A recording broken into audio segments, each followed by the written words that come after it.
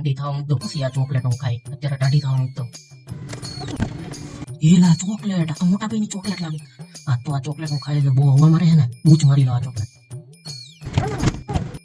એલા ચોકલેટ કઈ ગઈ મારી મને એમ કે ટાઢી થવા મૂક દો પછી હું ચોકલેટ ખાઈ મારી ચોકલેટ છે કોને ખાધી હશે ચોકલેટ ફ્રીજમાં કાઢી થવા મૂકી ખાઈ ગયું ચોકલેટ કોણ છે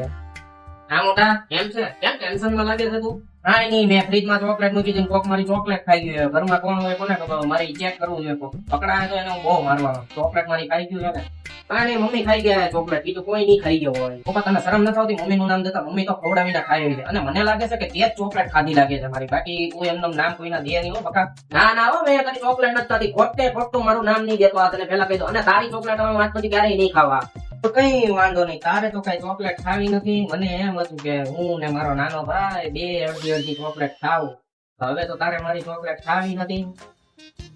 હા હા કઈ વાંધો નહીં તારે મારી સામે ચોકલેટ ખાઈ લે જેટલી ખાવી એટલે નાના ભાઈ નો દીવ પડી જાય તો હું તારી સામે ચોકલેટ ખાઈને પણ ત્યારે તને ચોકલેટ નહીં ખવાય એવું હું તને કહી દઈ મારા કલેજા